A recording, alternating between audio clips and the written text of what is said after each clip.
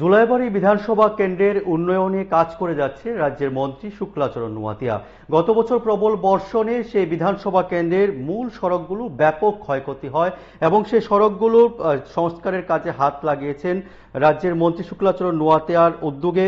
এবং সে সমস্ত বিষয়ে কিন্তু খোঁজখবর করতে, একেবারে সরেজমিনে পরিদর্শন করতে আজ দক্ষিণ জেলার জেলাশাসক মোহাম্মদ সাজ্জাদ পিকে সঙ্গে করে মন্ত্রী শুক্লাচরণ নোয়াতিয়া এলাকার বিভিন্ন রাস্তা কিন্তু আজ পরিদর্শন করলেন। বিশেষ করে দক্ষিণ জেলার জুলাইবাড়ি সাচিরামবাড়ি এলাকা সংলগ্ন যে রাস্তাটি রয়েছে সেটি দীর্ঘদিন যাবতই সেখানে প্রবল বর্ষণের ফলে ভগ্ন দশায় রয়েছে এবং এর কারণে স্থানীয় নাগরিকদের নানা অসুবিধার সম্মুখীন হতে হচ্ছে। এছাড়াও আরও অন্যান্য রাস্তা যেগুলো রয়েছে সেগুলোও কিন্তু সংস্কারের হাত লাগিয়েছেন মন্ত্রী শুক্লাচরণ নোয়াতিয়ার উদ্যোগে।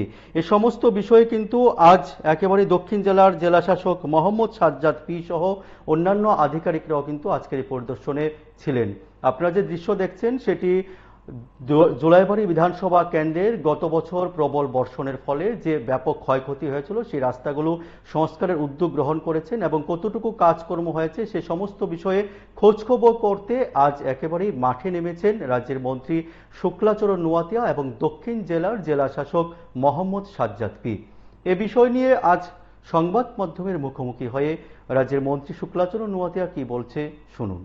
বলেন বা কি কি পরিকল্পনা আছে সাধারণ লোকজনের জন্য জুলাইবাড়ী বিধানসভা কেন্দ্রে আরো জিএম সাহেবের সঙ্গে আজকে আমরা নতুন একটা উদ্যোগ নিয়েছি। আমাদের বিডিও সাহেব নবব্রত দত্ত মহোদয়ের, আমাদের জুলাইবাড়ী ব্লকের বিডিও সাহেব, উনি খেলো জুলাইবাড়ী একটা টুর্নামেন্ট শুরু করেছে। তো প্রত্যেকটা পঞ্চায়েত ভিত্তিক আমাদের জুলাইবাড়িতে প্রায় 24টা পঞ্চায়েত আছে, 10টা বিসি এবং 14টা গ্রাম পঞ্চায়েত। এই 24টা পঞ্চায়েতকে নিয়ে খেলো জুলাইবাড়ী ফুটবল টুর্নামেন্ট আজকে শুভ উদ্বোধন করেছি। তারপরে আমাদের ডিএম সাহেব রয়েছে আমাদের সঙ্গে এবং পাশে আমাদের যে জায়গাতে খেলা চলছে সেই পাশে ন্যাশনাল হাইওয়ে, আমাদের ধনঞ্জয় পার্কের জাস্ট 200 মিটার আগে যে ন্যাশনাল হাইওয়ে গত বর্ষার সময়ে ফ্লাডের সময়ে ল্যান্ডস্লাইড হয়ে প্রায় 2টা স্পটে খুব রিস্ক একটা পজিশনে আছে এখন। সে জায়গাতে আমরা স্পটে ভিজিটে গেছি আমাদের ডিএম সাহেবকে নিয়ে